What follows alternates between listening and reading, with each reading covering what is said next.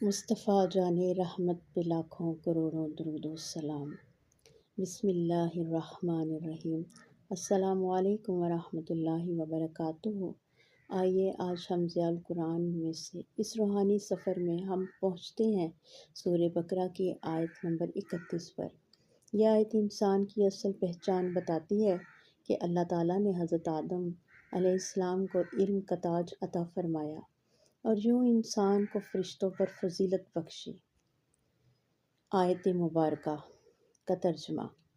اور اللہ نے آدم کو سب چیزوں کے نام سکھا دیے، پھر انہیں فرشتوں کے سامنے پیش کیا اور فرمایا، اگر تم سچے ہو تو ان چیزوں کے نام بتاؤ۔ تفسیر۔ سبحان اللہ، یہ وہ لمحہ ہے جب علم کی روشنی زمین پر اتری۔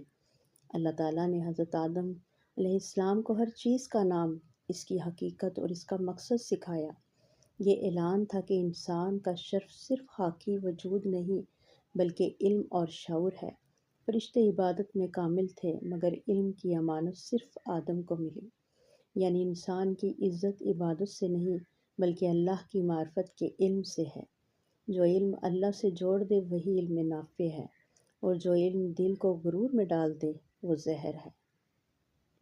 آئیے نیت کرتے ہیں، آج کی نیت میں وہ علم حاصل کروں گی جو مجھے اللہ کے قریب کرے۔ جو زبان علم قرآن سے بولے وہ نور بن جاتی ہے۔ اپنے گھر کو علم اور ذکر سے بھر دو، یہی روشنی تمہاری نسلوں کو منور کرے گی انشاءاللہ۔ آئیے رب کریم سے دعا مانگتے ہیں، اے اللہ ہمیں وہ علم عطا فرما جو نفع بخش ہو، اور ہمیں اس علم سے فائدہ دے جو تو نے سکھایا، اور ہمارے علم، نور اور دین کی سمجھ میں اضافہ فرما۔ آمین۔ روحانی سبق یہ ہے کہ اللہ تعالیٰ نے انسان کو علم اسما دیا، یعنی ہر چیز کا نام اور حقیقت سمجھنے کی صلاحیت۔ تو جب تم قرآن پڑھتی ہو تو اپنے باطن میں وہی نور جگاتی ہو جو اللہ نے حضرت آدم کے دل میں رکھا تھا۔ اللہ تعالیٰ ہمیں قرآن کریم کا علم اور اس پر عمل اور اسے اپنی زندگی کی روشنی بنانے کی توفیق عطا فرمائے۔ آمین۔